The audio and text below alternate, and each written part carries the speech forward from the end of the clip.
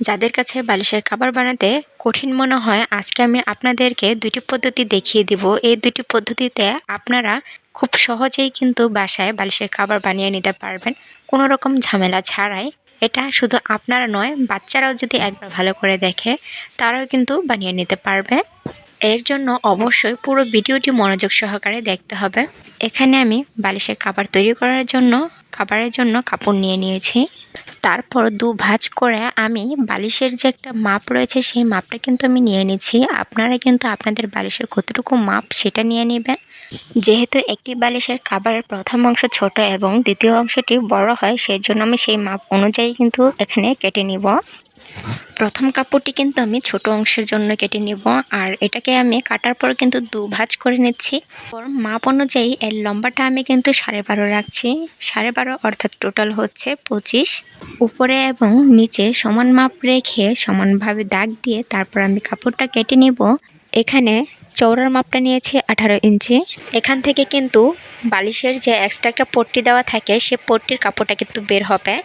তো এখানে কিন্তু আমি পুরোটা কেটে নিয়েছি, তারপর এটা এক সাইড করে রেখে দিচ্ছি। আর সেই যে এক্সট্রা কাপড়টা বের হয়েছিল সেখান থেকে আমি এখানে 5 ইঞ্চি এক্সট্রা কাপড়ের সেটা কিন্তু আলাদা করে রেখে দিচ্ছি। এটা কিন্তু পট্টিতে যাবে। বালিশের কভারের যে ছোট অংশ সেটি কিন্তু আমাদের কাটা হয়ে গেছে। এখন যে বড় অংশটি রয়েছে সেটি কিন্তু আমাদের কেটে নিতে হবে।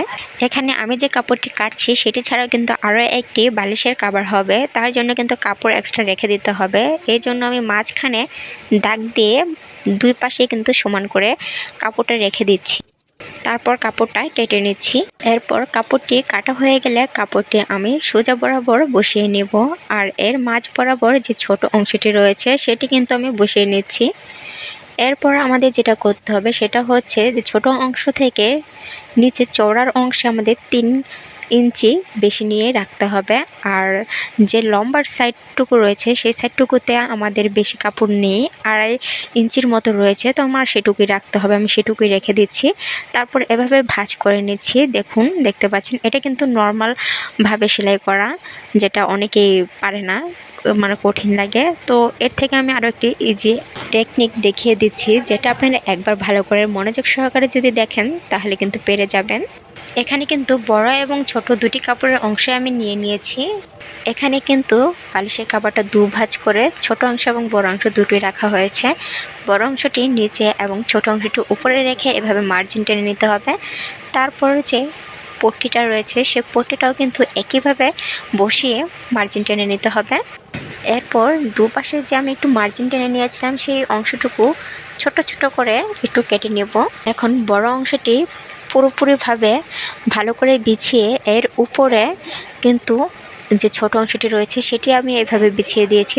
দেখুন, একটু খেয়াল করলে দেখতে পারবেন যে বড় অংশটি কিন্তু ফ্রন্ট সাইডে এবং ছোট অংশটি কিন্তু ব্যাক সাইডে রয়েছে।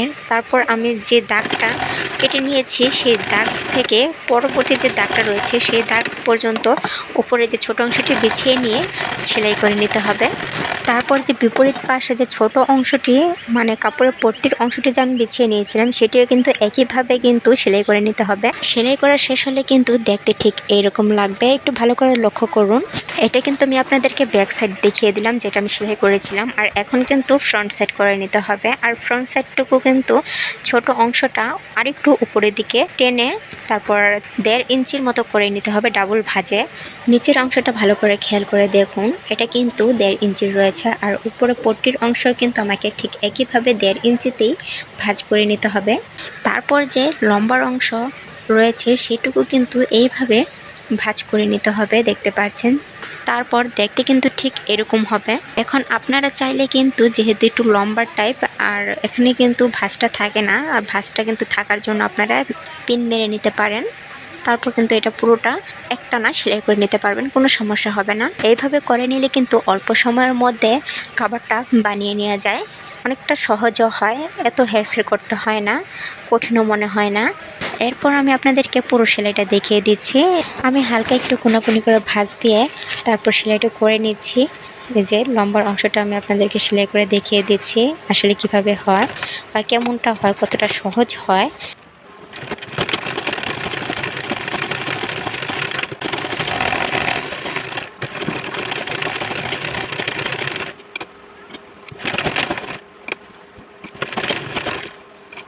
এরপর সেলাইটা শেষ হলে নিচের অংশে যে আমি আগে সেলাইটা করে নিয়েছিলাম সেটার উপর দিয়ে শুধুমাত্র চাপ সেলাই দিবেন, আর কোনো কষ্ট নেই বা ভাঁজ করার কোনো ঝামেলা নেই। নিচের চওড়া অংশ চাপ সেলাই দেওয়া হয়ে গেলে যে লম্বা অংশটি আছে সেটি কিন্তু আবারও আমাকে সেলাই দিয়ে নিতে হবে ভাঁজ করে। এরপর যে আবার উপরে পট্টির অংশ রয়েছে সেটাতে কিন্তু আবার আমাকে একটা করে চাপ সেলাই দিতে হবে সেলাইয়ের উপর দিয়েই। এই টিপসটা আমার কাছে বরাবরের মতোই খুব সহজ মনে হয়, তাই বারবার আমি এভাবেই কাজ করি, তাই ভাবলাম আপনাদের সাথে একটু শেয়ার করি যদি আপনাদের কাজে আসে আর কি। আমাদের কিন্তু প্রথম ধাপের যে বালিশের কাভারটা সেলাই করা সেটা কিন্তু হয়ে গেছে। দেখুন পুরো সেলাইটা দেখুন কেমন হয়েছে। এটা কিন্তু পট্টির অংশ। বালিশের কাভারটা আমি দূর থেকে এবং কাছ থেকে দুভাবে আপনাদেরকে দেখিয়ে দিচ্ছি। এরপর দ্বিতীয় যে ইজি টেকনিকটি আপনাদের দেখিয়ে দেব, তার জন্য আগে যে আমি কেটে রেখেছিলাম বালিশের কাভার, সেই কাভারের মাপগুলো অনুযায়ী কিন্তু বড় এবং ছোট দুটোটাই কেটে নিয়েছি। একবার কাটা হয়ে গেল বারবার কিন্তু মাপ দিয়ে কাটার কোনো প্রয়োজন নেই, শুধুমাত্র কাপড়টা বিছিয়ে তার মাপ অনুসারে জাস্ট কেটে নিলেই হয়ে যাবে, ছোট এবং বড় দুটো অংশই। দেখুন বালিশের কাভারের যে বড় অংশটি রয়েছে সেটি কিন্তু আমি এভাবে ভাঁজ করে নিয়েছি। এটা কিন্তু আপনাদেরকে একটু মনোযোগ সহকারে দেখতে হবে কিভাবে ভাঁজ করছি। কাপড়টির উল্টো সাইডে কোনাটি ধরে এভাবে আড়াআড়িভাবে ভাঁজ করে তারপরে কিন্তু আরও একটি ভাঁজ দিয়ে যে সাইড বন্ধ সেই সাইড কিন্তু আমি মুড়িয়ে নিয়েছি। এরপর একটু দাগ দিয়ে নিয়েছি, এই দাগ অনুসারে কিন্তু সেলাই করে নিতে হবে। আমি এখানে কিন্তু 2.5 ইঞ্চির মতো ভাঁজটা করে নিয়েছি, আর এভাবে কিন্তু প্রতিটা কোণার ঠিক একইভাবে ভাঁজ করে নিতে হবে। আমাকে দেখতে পাচ্ছেন আমি কিন্তু প্রতিটা কোণে আপনাদেরকে দেখিয়ে দিচ্ছি, আর এভাবে কিন্তু একটু মার্জিন টেনে নিচ্ছি, কারণ এই মার্জিনের উপর দিয়ে একটা করে সেলাই যাবে। আর যে পট্টির লাইনটুকু আছে পট্টির লাইনটু দেখতেই পাচ্ছেন, এটাও কিন্তু আপনাদের একটু মনোযোগ সহকারে দেখলে আপনারা বুঝে উঠতে পারবেন আশা করি। তবুও আমি বলে আপনাদেরকে বুঝিয়ে দেওয়ার চেষ্টা করছি। এখানে কিন্তু পট্টির কাপড়টা অংশ সহকারে কিন্তু ভাঁজ করে নিতে হবে, তারপর সেলাই করে নিতে হবে।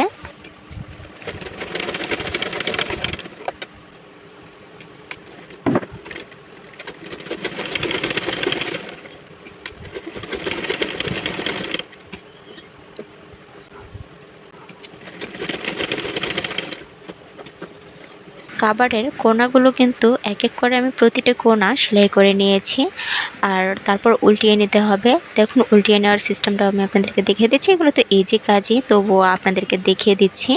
এক এক করে কিন্তু সবগুলো উল্টিয়ে নিলাম, ফ্রন্ট সাইড করে নিলাম আর কি। তারপর এটাকে আমি একটু বিছিয়ে নিচ্ছি, বিছিয়ে নেওয়ার পর আপনাদেরকে দেখিয়ে দিচ্ছি এটা দেখতে কেমন হয়েছে। তারপর যে ছোট অংশটি রয়েছে বালিশের কাভারের সেই অংশটি মাঝখানে রেখে যে ভাঁজটি দিচ্ছি চারিপাশে, এই ভাঁজটি দিয়ে দিব। পুরো পট্টির লাইনটা একটু খেয়াল করুন, উপরে কিন্তু আমি 3 ইঞ্চি করে রেখে দিয়েছি সেলাই করার জন্য। সহজভাবে সেলাই করার জন্য আপনি সাইড দিয়ে বা কোণার যে অংশটুকু আছে এই কোণার অংশটুকুতে কিন্তু পিন মেরে নিতে পারেন, এতে কিন্তু আপনার সেলাই করাটা খুব সহজ হবে। আগেরটার মতো করে কিন্তু এবারও আমি আপনাদেরকে সেলাইটা করে দেখিয়ে দিচ্ছি। এই যে দেখুন উপরে পট্টির লাইনের অংশে কিন্তু 3 ইঞ্চি, মানে এখানে কিন্তু 1.5 ইঞ্চি আছে দু ভাঁজের। তো এটার উপরে কিন্তু আমি চাপ সেলাই দিয়ে দিচ্ছি। আগে সেলাই করা থাকলে সেটাতে কিন্তু খুব একটা চাপ সেলাই দিতে কষ্ট হয় না, কিন্তু ভাঁজ করে দেওয়ার পর যে চাপ সেলাইটা দেওয়া হয় সেটা একটু কষ্টকর হয়ে যায়। তো সেটাই এখন করছি, এখন ভাঁজ করে করে কিন্তু তারপর চাপ সেলাইটা দিয়ে দিতে হবে। আর এখানে কিন্তু আমি মাঝখানে পিন লাগিয়ে নিয়েছি যেন সহজ হয় একটু। পিন না লাগালে কিন্তু যে ছোট কাপড়টি রয়েছে এই কাপড়টি এক সাইডে কম আর এক সাইডে বেশি পড়ে যেতে পারে, সেই জন্য পিন লাগিয়ে নিলে কিন্তু সবথেকে বেশি সহজ এবং সুবিধার হয়।